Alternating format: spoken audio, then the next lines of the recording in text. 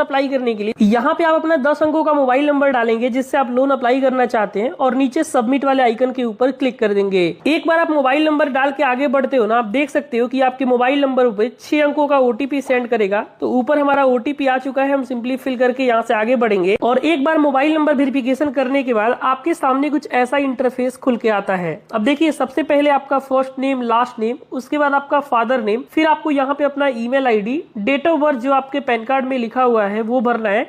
और जो आप पेज को और नीचे स्क्रॉल करते हैं ना, तो यहाँ पे पूछ रहा है कि आप एक मेल पर्सन है या फिर फीमेल है। बाकी नीचे आपको मैरिटल स्टेटस में बताना है कि आप एक सिंगल है या फिर मैरिड है। और सबसे नीचे आपको प्रोमो कोड का ऑप्शन वगैरह दिख जाता है। तो यहाँ पे अगर मेरे पास जो भी प्रोमो कोड होगा मैं आपको दिलवा दूंगा, स्क्रीन पे दिख जाएगा।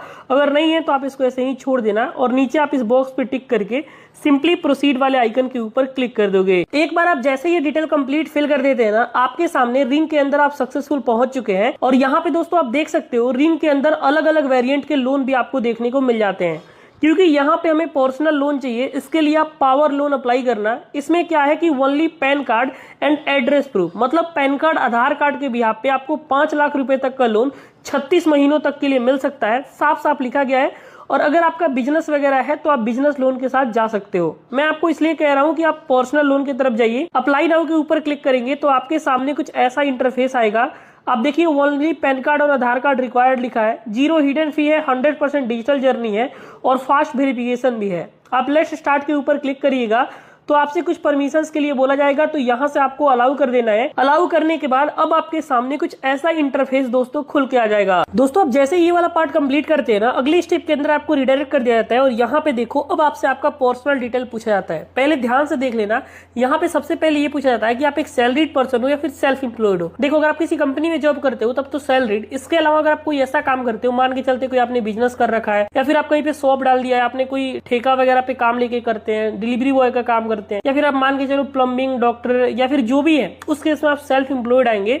और प्रोफेशन के अंदर आप जो भी है, जैसे कि यहाँ पे आप डिलीवरी बॉय है, ड्राइवर है, कारपेंटर है, जो भी आप उसको फिल करेंगे। उसके बाद दोस्तों यहाँ पे आपसे मंथली इनकम के बारे में पूछा जाता है। तो आपका जितना भी महीने का इनकम है वो आप इनकम डाल देना और पर्पस ऑफ लोन में आप ये लोन किस लिए ले रहे हैं ये बता देना है। बाकी लोन आपको कितना अमाउंट का रिक्वायरमेंट है आपको यहाँ पे भरना होगा। तो मिनिमम तो 1 लाख रुपए का अमाउंट यहाँ पे आप डाल देना और कंटिन्यू वाले बटन के ऊपर क्लिक कर देना। ये वाला पार्ट हम जैसे ही कंप्लीट करते हैं ना दोस्तों, हमको अगले पार्ट के ऊपर भेज दिया जाता है जहाँ पे ये हमारा पैन कार्ड वेरिफिकेशन करने के लिए बोलता है। तो आपके पैन कार्ड के ऊपर यहाँ पे आपका पैन कार्ड नंबर कुछ ऐसा लिखा होता है। अपना पैन कार्ड का नंबर निकालो और पैन नंबर के अंदर फिल करके आप वेरीफाई एंड प्रोसीड वाले आइकन के ऊपर क्लिक कर दोगे। ये वाला पार्ट आप जैसे ही कंप्लीट करते हो ना, अगले स्टेप के अंदर यहाँ पे आपको अपना पूरा एड्रेस भरना होगा। तो यहाँ पे आप ध्यान से देखो, आपको room number, address line 1, address line 2, landmark वगैरह और पिन कोड जहाँ पे भी आप रहते हो वहाँ का कंप्लीट एड्रेस भर दोगे। और नीचे आपसे पूछ रहा है कि आप कितने टाइम से रह रहे हो। तो यहाँ पे आप देख सकते हो, अब जिस साल से वहाँ पे रह रहे हो, जो भी आपका एड्रेस है,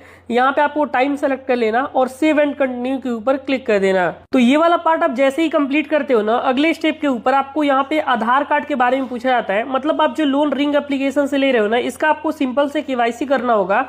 तो फेच आधार यूजिंग डिजी लॉकर के ऊपर आपको क्लिक कर देना है और यहाँ पे बेसिकली आपको अपना कंप्लीट आधार कार्ड का नंबर डाल देना है। अपना आधार नंबर डालिएगा तो एक ओटीपी आएगा। ओटीपी आप वेरिफिकेशन जैसे ही कंप्लीट करोगे, आपको यहाँ पे लोन के फाइनल स्टेप के अंदर रिडायरेक्ट कर दिया जाएगा। जैसा कि आप मेरे स्क्रीन पे देख सकते हैं दोस्तों, यहाँ पे 85,000 का लोन हमारे हिसाब से एलिजिबल है। और इसका अगर मैं आपको ईएमआई वगैरह दिखाऊं तो 8,286 रुपए की ईएमआई 12 महीनों के लिए आएगा।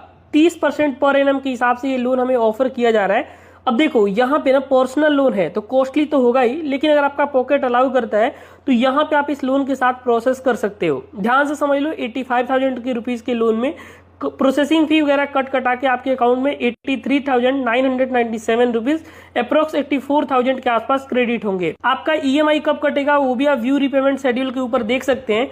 अब यहाँ पे बस आपको अपना बैंक अकाउंट को ऐड कर लेना है और लोन के पैसे को प्रोसेस कर लेना है। तो ऐड बैंक डिटेल के ऊपर आप सिंपल से क्लिक करोगे और उसके बाद दोस्तों यहाँ पे आप देख सकते हैं कि अब आपके सामने कुछ ऐसा इंटरफेस खुल के आ रहा है। जिस बैंक में भी आपको लोन का पैसा चाहिए उसका एफएससी कोड, अकाउंट नंबर, दोबारा से अकाउंट होल्डर नेम, और यहाँ पे आपको अकाउंट टाइप में बताना है कि ये बैंक आपका सेविंग अकाउंट है, करंट अकाउंट है। इसके बारे में आपको कंप्लीट डिटेल यहाँ पे फिल करना है।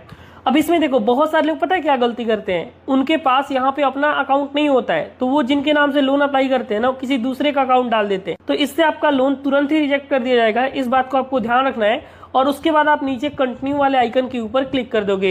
एक बार आप जैसे ही कंटिन्यू के ऊपर क्लिक करोगे, दोबारा से आप देख सकते हो कि हमारा बैंक डिटेल वगैरह सब कुछ ऐड हो चुका है। बस हमें इस टर्म्स एंड कंडीशन पे क्लिक कर लेना है और क्लिक करने के बाद यहाँ से हम नेक्स्ट करेंगे।